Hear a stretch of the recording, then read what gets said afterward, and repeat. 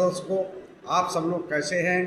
मैं यही ध्यान और भावना करता हूं कि आप सब लोग कुशल मंगल से होंगे, प्रसन्नचित्त होंगे, खुश होंगे, मस्त होंगे, मग्न होंगे, दुरुस्त होंगे, चुस्त होंगे।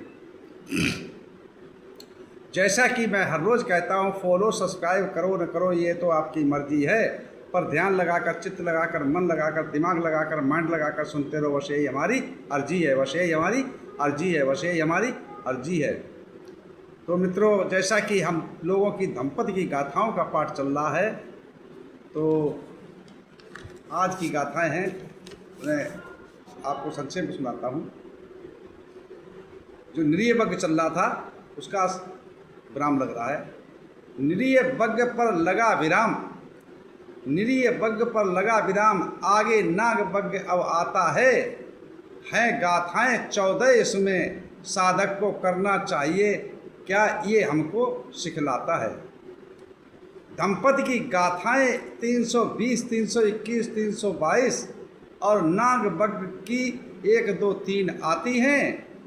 नियंत्रण अपने मन पर करना ये हमको दर्शाती है, नियंत्रण अपने मन पर करना ये हमको दर्शाती है।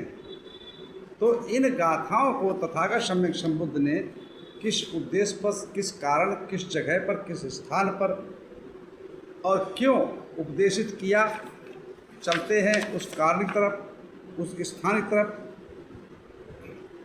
उस जगह की तरफ, उस उद्देश्य की तरफ।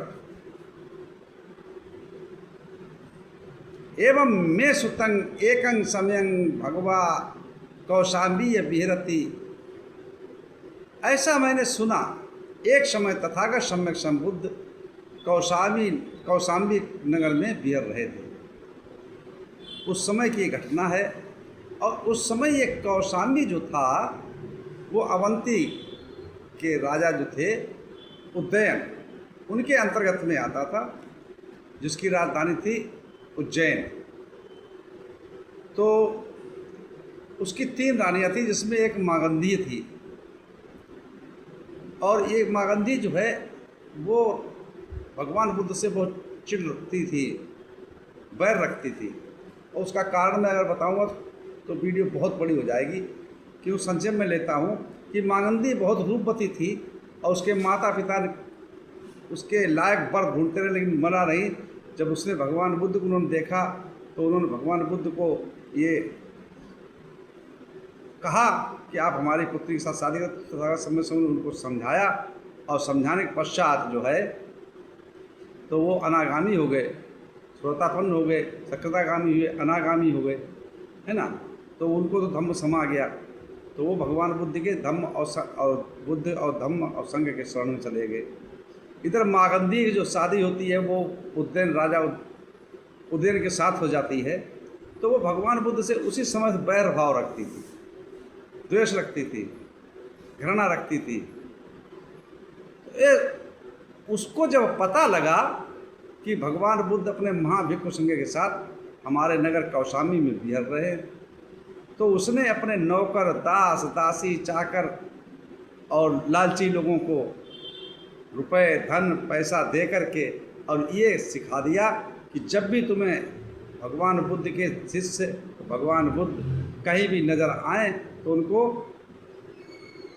अनुचित शब्दों से अनुमोदन करना, गालियाँ देना, दुर्वचन बोलना, ऐसा उसने करवाया। तो जब वो भिक्षु संघ नगर में भिक्षाचारिका के लिए जाते थे तो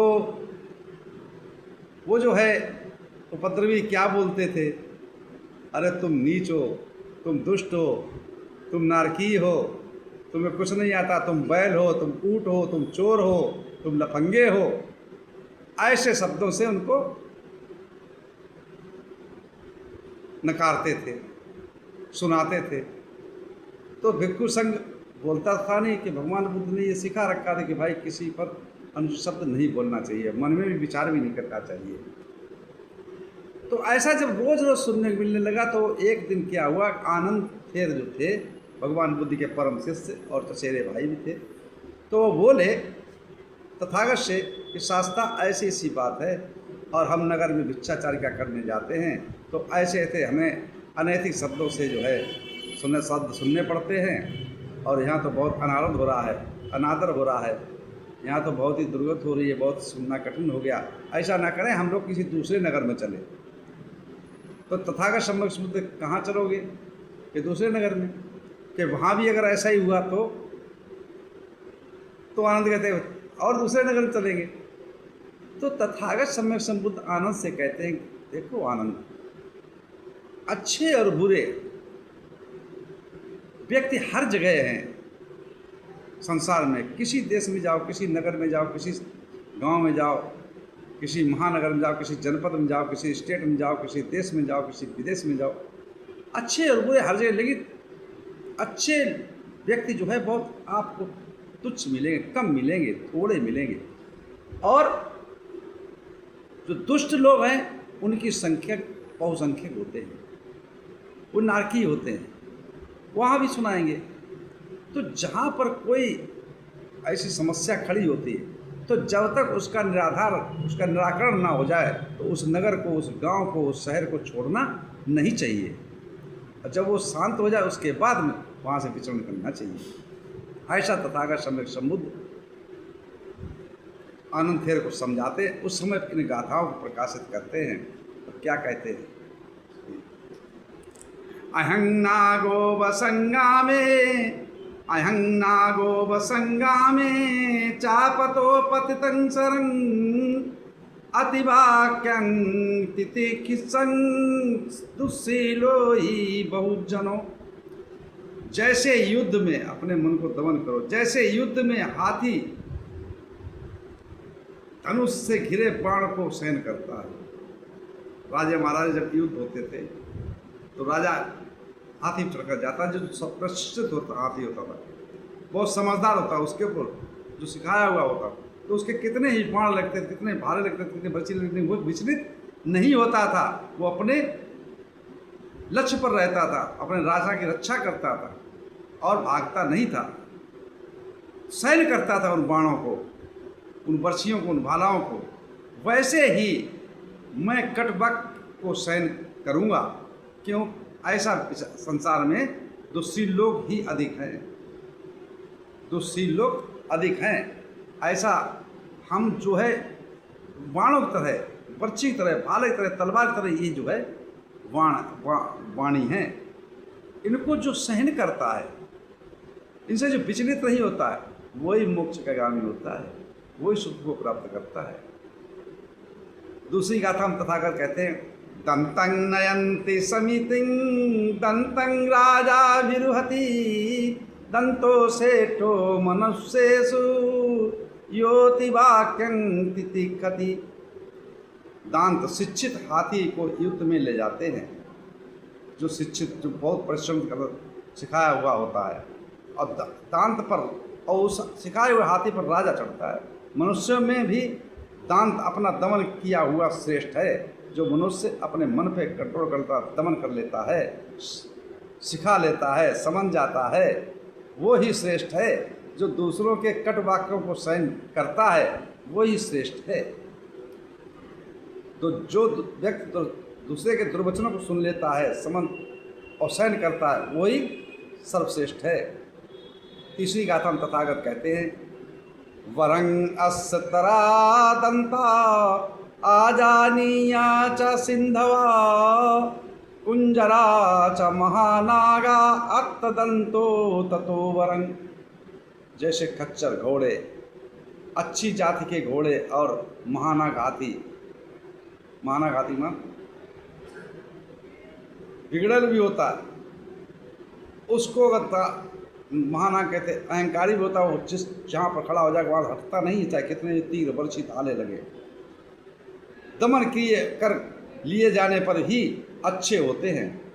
जब उनको सहन करवा लिया जाता है, शिक्षित कर लिया जाता है, समझदार हो जाते हैं, तभी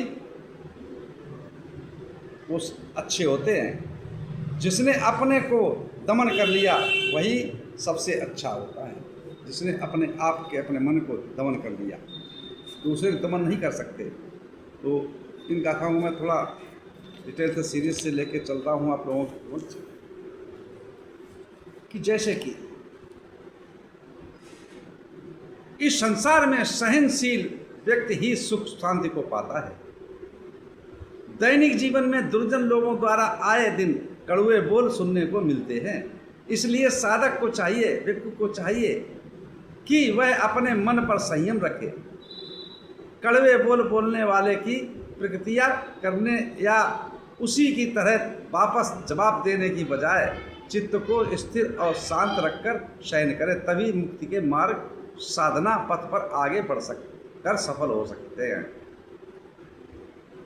अब जैसे किसी ने हमें अपशब्द कहा, अगर हम उसको भी उन्हीं अपशब्दों की प्रक्रिया वापस करते तो हम अपने दमन नहीं कर सकते, वैर भाव उत्पन्न होता है, ये हमारे मन में चंचलता चलती रहेगी।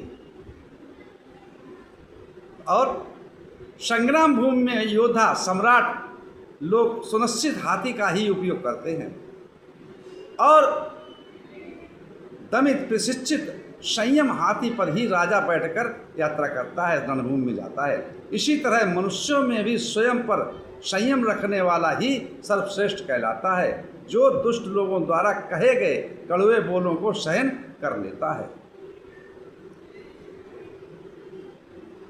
अलग अलग कर्मों के लिए उपयोग में लिए जाने वाले पशु जैसे खच्चर, घोड़े, बैल, हाथी आदि यदि अच्छी तरह से प्रशिक्षित हो तो उनका पूरी तरह से श्रेष्ठ उपयोग होता है।